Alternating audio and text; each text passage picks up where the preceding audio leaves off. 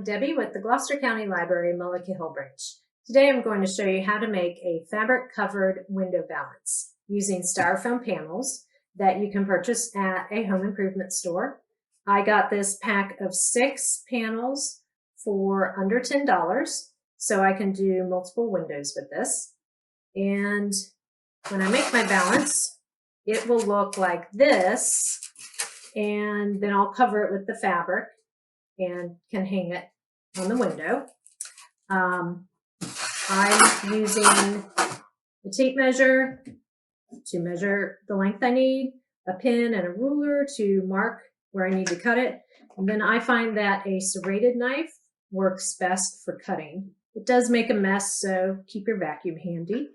And it also needs some finishing nails, just a smallish nail with a head that you can push in with your fingertip. And it's really easy to attach the side return to the front panel. The side returns, for my case, I did a 3-inch return. You could do however deep you want it to be. And then the front panel, however long you want it to be, I made it the length of my window plus 2 inches so that it would overlap by 1 inch on either side.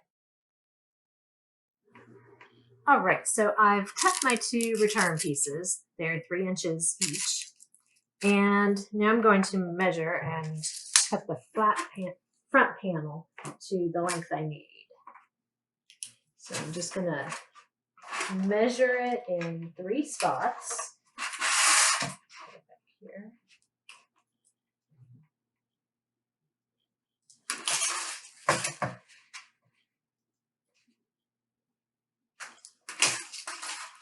And then I will connect the dots basically with my ruler.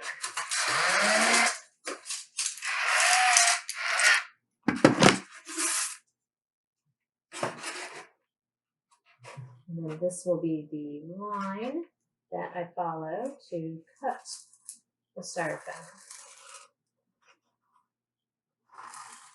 And I find that using the serrated knife like a saw and cutting it, going back and forth, works better than just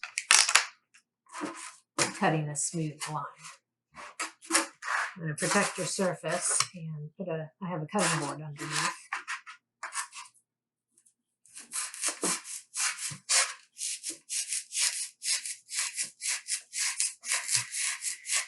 Makes it a little bit cleaner of a cut also when you saw back and forth.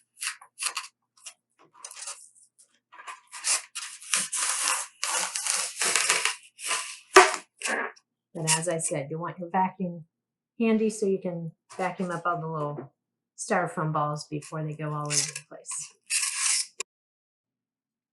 And now I'm going to line up my return and my front panel pieces and push the nails in, and that's how we attach it. Make the valance. Make sure you line it up really well.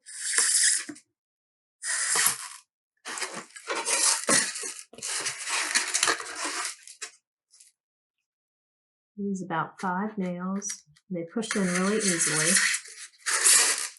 just with the finger.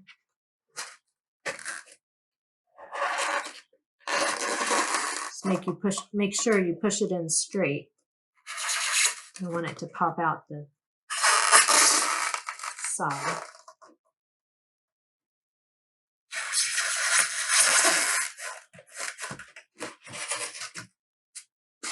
So those are attached.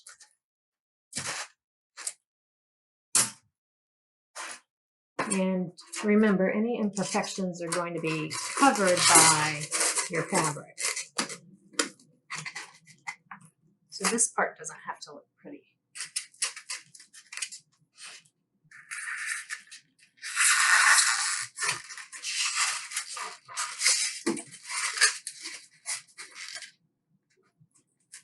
The nails hold this pretty sturdy, so you should not have a problem being able to pull the fabric taut over.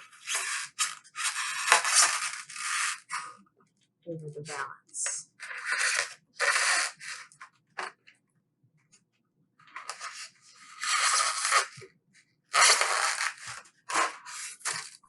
And there it is. So that is one valance, the frame anyways, finished.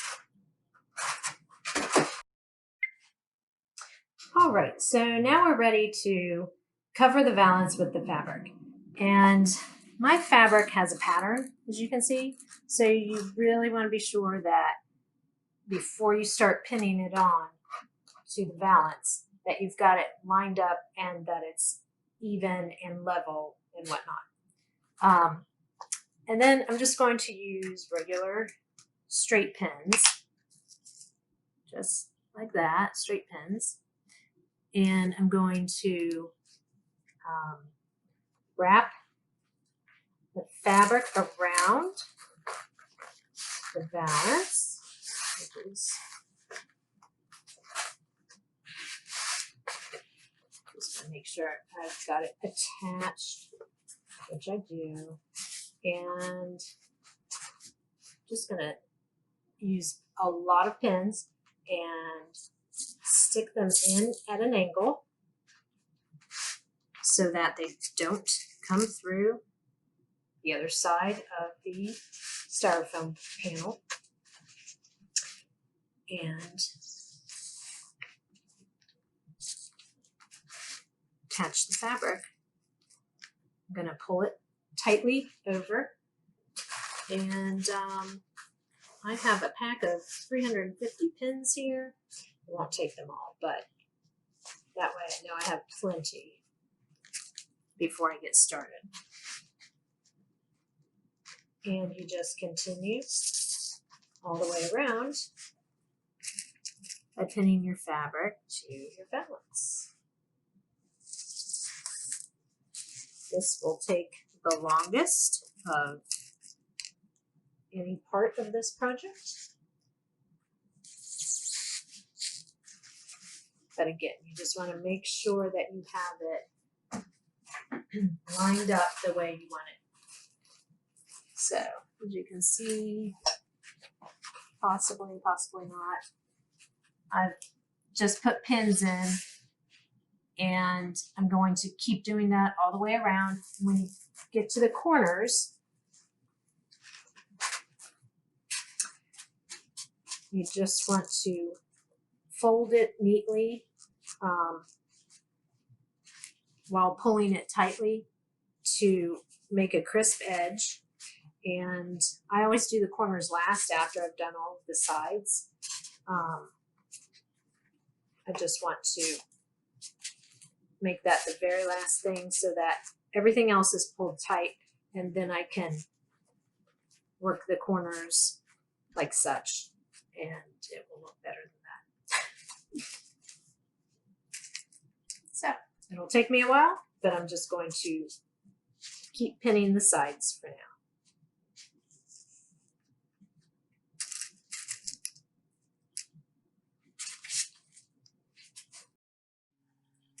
All right, I am finished covering my valance, and this is what it looks like on the back side, and this is the front side. So I wanted to mention that using a thimble like this really helped with pushing in the pins, just so that I didn't hurt my fingertips pushing the pins in. If you have one, if not, they're not hard to push in at all. And also, in my case, I have blinds on my windows, so no one's going to see the back side of the valance when it's hanging from outside the window. But if you don't have anything covering your windows and the tops of your windows where this hangs would be visible, you could always take a piece of white fabric and cover the back from side to side, and then it has a more finished look. But if you have a blind up that covers, you don't need to worry about it. And then I bought these narrow picture hanging strip command strips. They are Velcro. They hold up to 12 pounds. This valance probably doesn't even weigh 1 pound. It's very lightweight. And that's how I'm going to hang the valance. So you push the two strips together, the two Velcro strips. You take the liner off and you stick it on, and this is perfect for this width of the edge width here. And I'll put it on both sides, and then once it's stuck onto the valance, then you take off this side liner on both of them and then hang it on your wall. And it may take two people because you want to make sure it's level. I've got a level that I am going to use to do just that. And here is my completed valance hanging above the window. And as I said, I attached it to the wall with command strips. But I wanted to mention that this time I had a little trouble with the command strip adhesive sticking to my fabric. So I have used it before and it has worked, but if you have any trouble, you can use some super glue, or I used fabric glue to attach this strip to my valance. And then I used the adhesive on the command strip to attach the other one to the wall. And as I said, it's really lightweight and stays up there well. So I hope you are inspired to give this a try and let us know how it works for you. Thanks.